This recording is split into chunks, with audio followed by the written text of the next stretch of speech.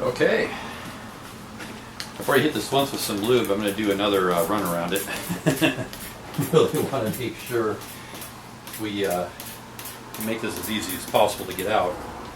Basically, I've got the front of the hub up, facing up, and you take it out from front to back, and when you reinstall it, the hub goes from back to front. So we're going to pop out this guy first. I'm going to use the wider tire spoon on this one. Got my little tire spoon, which isn't quite the best thing, but it'll work. So get that started. Sometimes you have to step on the rim at the same time. Kind of keep that down just a little bit, and then step on the tire to get it into that channel.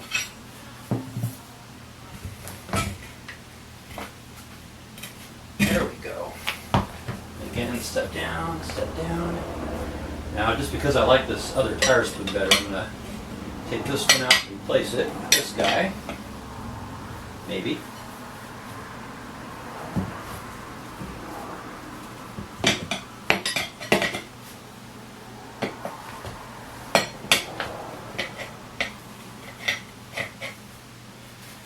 There's the curved part.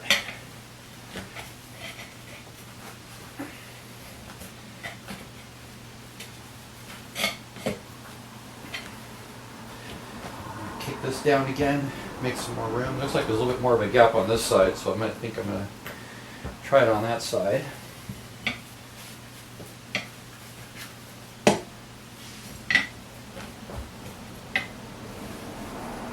There we go. One more.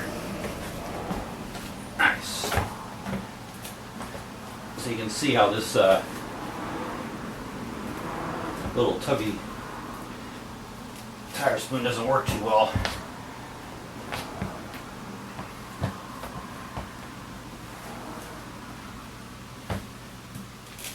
There we go. Nice. Alright, I'm going to switch back to this guy. Keep my foot on this one here.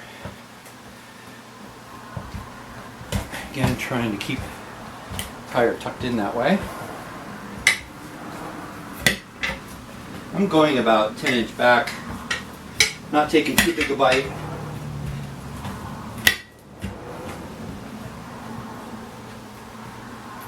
I'm kind of just taking it down at the same time I push the tool down. Try and get into that gap. Go back a little bit more. Maybe I took too big a bite.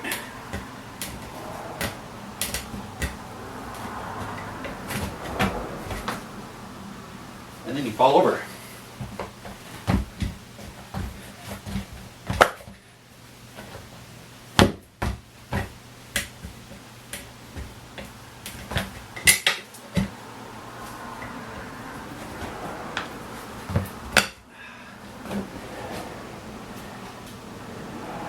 Let's see here. May not have this thing kicked down enough.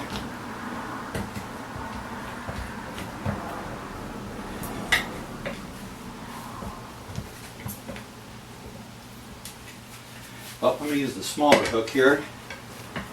See if that will give me some leverage to get underneath the tire, or behind it, behind the bead.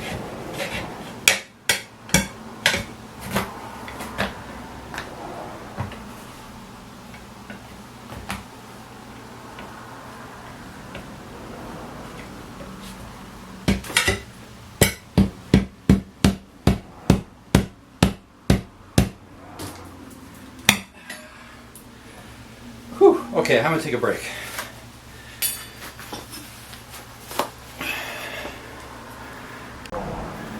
Okay. So what I'm doing wrong is I'm trying to take too big a bite. I went back just a couple inches, 3-4 inches from there. Got that started. Now we can go. That'll probably stay there, but I'll put that in there in case. There we go. And now I'm just going to take smaller bites. Cheat a little bit with my lovely mallet. And the smooth part of the spoon here is curved this way, so I'm using the curved side to kind of keep that away from damaging the rim. I'm just going to tap it down lightly, keep walking around, and I think we got it. So that was my problem. I was taking too big a bite.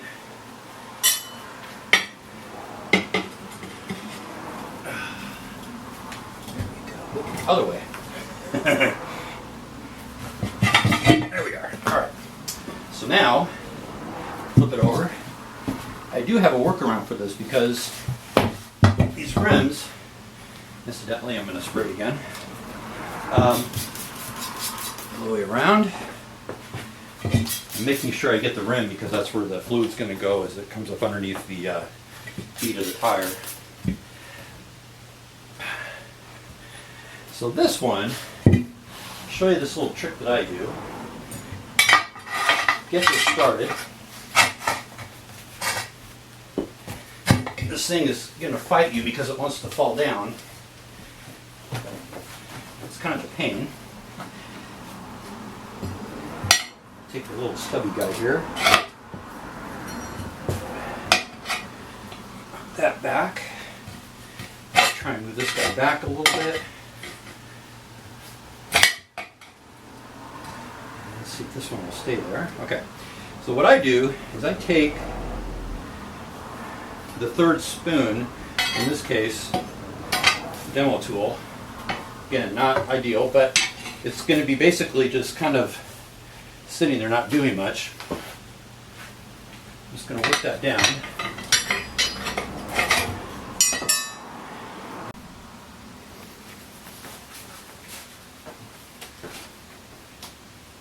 Alright, back at it. Going to get some more lube on there.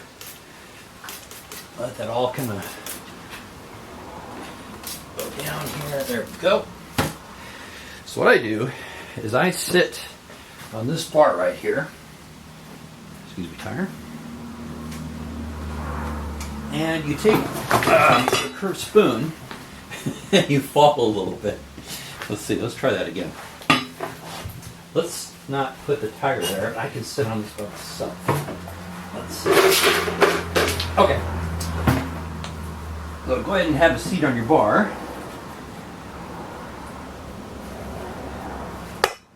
See, there's a spoon's curved, kind of concave, and you put the outside of the curve against the tire, and you basically just start, down here, you just start working it over like this, very slowly. And you don't damage the tire or the rim. It works better this way. And you just kind of keep working around. You'll just kind of get it, you'll see it, you're kind of getting it, you know, quarter inch by quarter inch at a time. You can do the same thing on the other side. Just start working it around. And you'll see it start to come out down here. As long as you're applying some pressure on this bar. And you just keep coming around. Again, you're not going to get it in big gains. That's okay. Just keep coming around. Keep pressure on the bar. And I'm going to have to resituate myself here.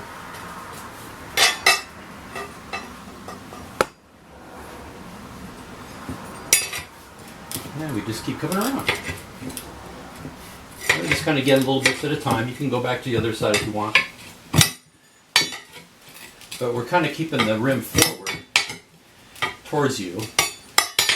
At the same time, we're working the bead off the rim. And you can just kind of do little bits at a time. You're not putting a lot of pressure on it, you're not trying to ruin the rim. And I think we have it. Voila.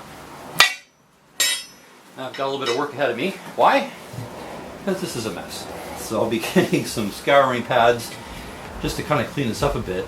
Make sure there's no burrs. I don't feel any so far, at least through the glove. But that's it. So we're going to clean up the rim. We're going to get rid of this guy. And we're going to put in the new retread mud tire that I got. And go from there. Okay. So we're back.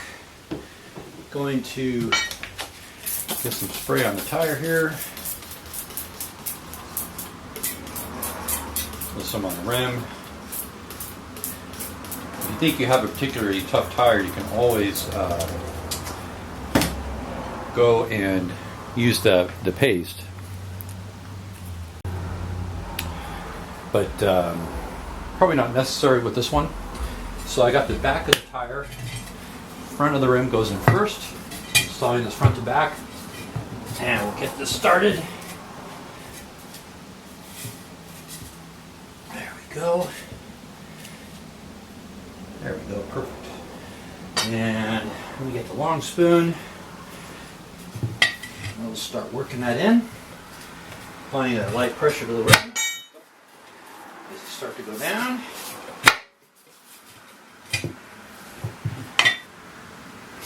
Took a little bigger bites on this, probably a little too much. I'm going to go back. I'm taking about a 3-inch bite each time I go.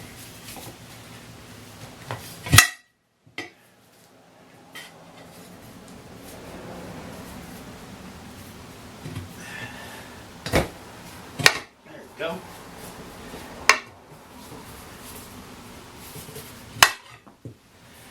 And so it's rim is just in right there, so I'm just going to go back a couple inches, maybe.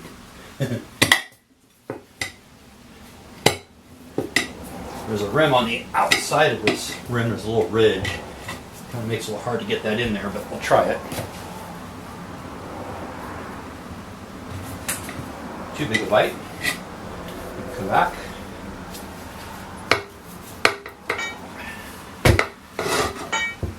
There you go. A couple more should do it. Until, which is easier to get here. I'm going to cross the bar away from my leg. If I don't jab it into that, that would not be a good idea. So I think I'm going to move my leg.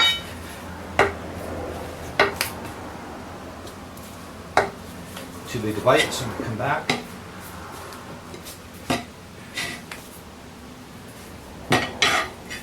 I'm going to use this tire spoon to get another bite under there. There we go, get rid of that. Keep coming around here. You can cross over to get a better bend on it like that. Here we go. One side done.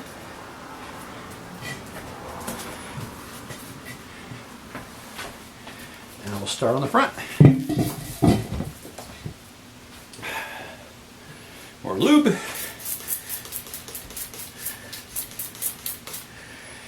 And I'm also going to pick it up and we're going to spray underneath the rim right here. You have to tilt it forward just a little bit. Bring this back. You can see it. So we just want to make sure that we have some of the spray on the inside as well. I just sprayed on the top, it'll run down and around. There we go. Come back.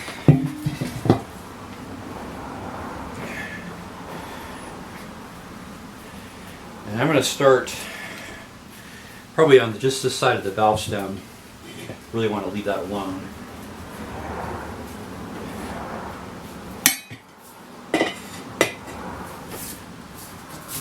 Maybe get a little bit bigger bite on this first one. There we go.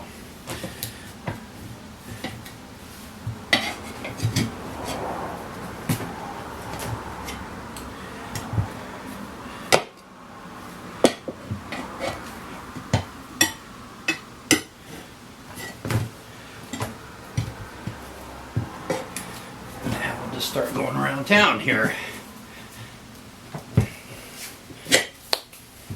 And probably taking about 3-inch bites here as I go. I'm going to switch my feet.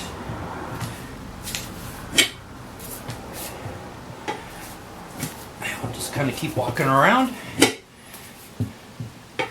Walk around the park.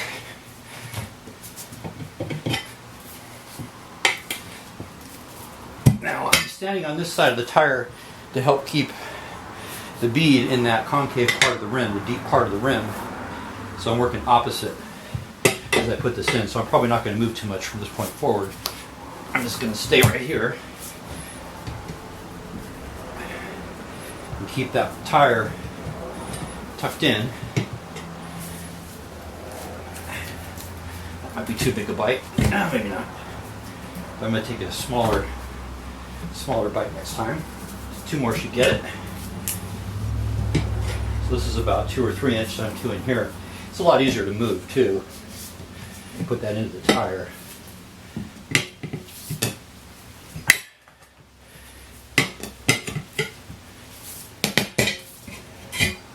Done. There we go. So we'll get this cleaned up a little bit, and we'll put some air in it.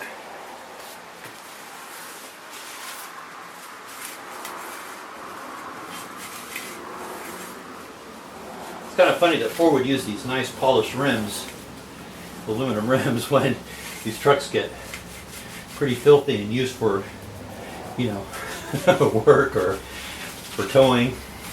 But hey, we'll still make it look nice. All right. Okay. Don't know how we're going to do. I'm trying to get this inflated. Sometimes I'll put a strap around it to try and get it to close in on the inside. I'm just going to try it once here and see what happens. Out of the last 7 tires that I've done, 6 tires that I've done, I haven't had to try and pop the bead another way. The number 3 tire from yesterday I had to take it to a nearby tire place to have them throw some compressed air into it to pop the bead. I could not pop the bead for the life of me. We'll see if we get lucky here. This is just a little, I don't know how you say that, bi-air pump. I've used this thing like crazy, and it's a good quality pump. It's just really small, but I've used the heck out of it. It's still pretty good.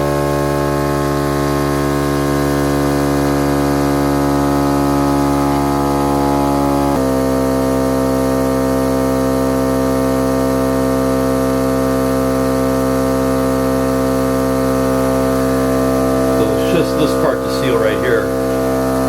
Sometimes I've taken a hammer and will pop it, but I don't think it'll be necessary.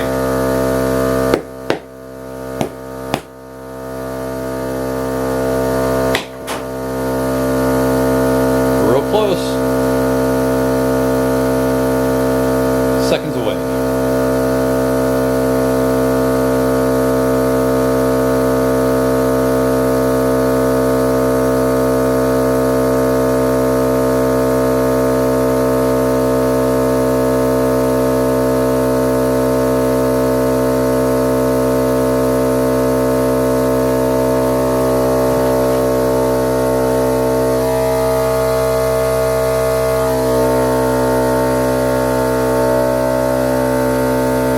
Usually we'll pop the bead till it hits about 30 psi, and right now it's about 25, so.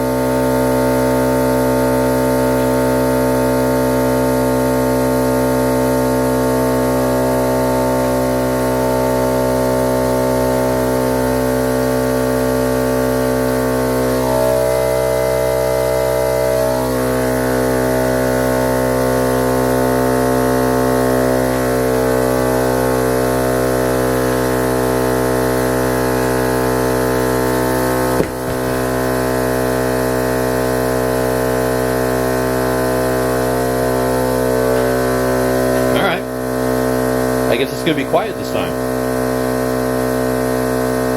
No problem. I guess we had enough the spray lubricant on there. I like that Bead Buster stuff. It's the vegetable based, and just seems to work really, really well. See some air bubbles coming out right there. So that's the last a little bit there. There we go. Thank you. Give me one pop.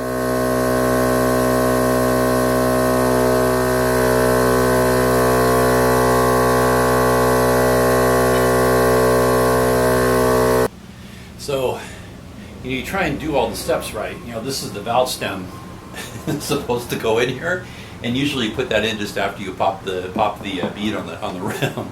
Well, I forgot, so I've been pumping this up. So there's about 60 psi sitting in here right now. I'm going to try and put this in and see what happens. See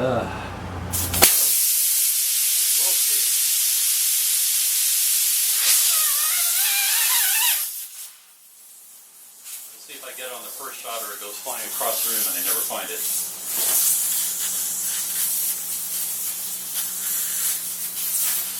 Oh, I think it's going in. Look at that. And it's just kind of, it's just finger tight. You don't want to wreck the little gasket in there, or O-ring. Okay, there we go.